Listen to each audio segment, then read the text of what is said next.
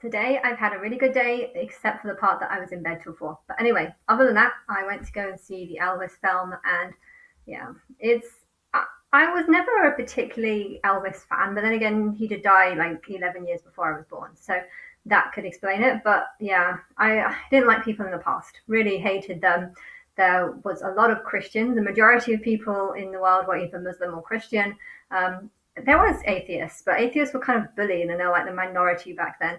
And yeah, I hate Christians, and it's I didn't know anything really about his life or much. Like I know some of his songs, and I like them, but I know he was also very different from everyone else. Like he didn't really follow the tradition of what other singers. I think being a singer was kind of demonized back then.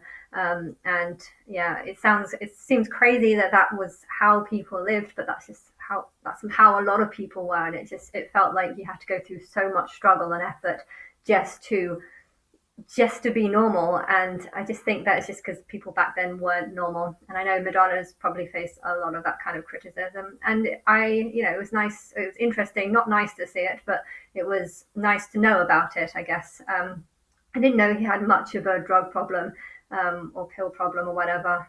Although I completely understand how, his love for the audience became greater than his need for a partner or something. Because it's addictive, I think, being famous and being on stage, being loved by so many people. You show a side of you that you want everyone to see, and they all love you for it if you do it right. And I think he got addicted to that and started losing sight of what's actually important, which is to be a good person and have people like you for being a good person. But throughout the whole thing, though, I kept hearing like a voice in my head being like, "Oh my gosh, you're so embarrassing, Dad!"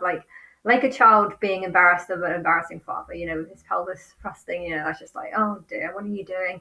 And I can't help but hear that. And I feel like I hear that because I have made comments that I think he and Whitney Houston will be Lily's parents in the future. But to be honest, I feel like they're going to have a lot of lives before then, maybe. He died a long time ago, and he deserves to experience what life is like now, and he probably deserves to experience what life is going to be like over the next few hundred, whenever. I don't know when Lily comes back, but I'm hoping it's going to be a long time in the future. And yeah, I feel like he might even be here now. I think whoever he is now, he's much happier and doesn't want to know about his past. If he is alive today, people get reincarnated, and I'm pretty sure.